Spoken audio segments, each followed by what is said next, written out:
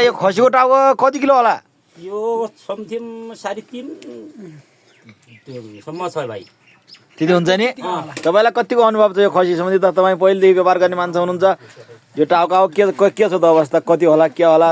अनि लामो काटेको छ। यो अलि काट्ने मान्छे अलि हतियार खतर रहेछ। हजुर यो राम्रो हतियार कति राम्रोसँग हानिन्छ लगभग 3 किलो पुग्छ भाइ।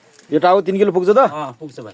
यो खसीको मासु त मिठो होला है कस्तो होला साईलाई? त्यो त अब खाएपछि थाहा होला बाबु। खाएपछि नि अहिले त त्यो यो तपाईँको गर्दन चाख्न मिल्दैन के छ तपाईँ? त बाबु के गर्ने यो लगभग यसलाई 50 रुपियाँ भन्दा बढी पर्छ यति एक पिसलाई। एक पिसलाई नि खसी भने चाहिँ धेरै महँगो भयो त नेपालमा होइन? नेपालमा 590 सम्म हालिसक्यो यहाँ रेट। 590 जिउँदो होइन दाइ?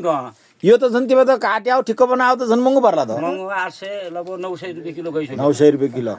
के भन्नुहुन्छ त खसी खाने पारा केहरूलाई तपाईँ के भन्नुहुन्छ? खसी खाने पाराहरूलाई अब महँगो लाग्यो भन्ने गाउँघरमा चाहिँ अब त्यति भन्नुहोस्। खसी खानेका लागि त पैसा कमाउनु पर्ने थियो। कमाउनु पर्ने भयो कसरी पो कमाउनु पर्ने भयो। ठिकै छ। अब गाईजोर हामी यो टाउको काट्नतिर गइरहेका छौँ। कति हुन्छ तपाईँलाई हामी जानकारी गराउँछौँ। साइँदाले जानकारी दिइसक्नु भएको छ। बाँकी दिन्छौँ है त।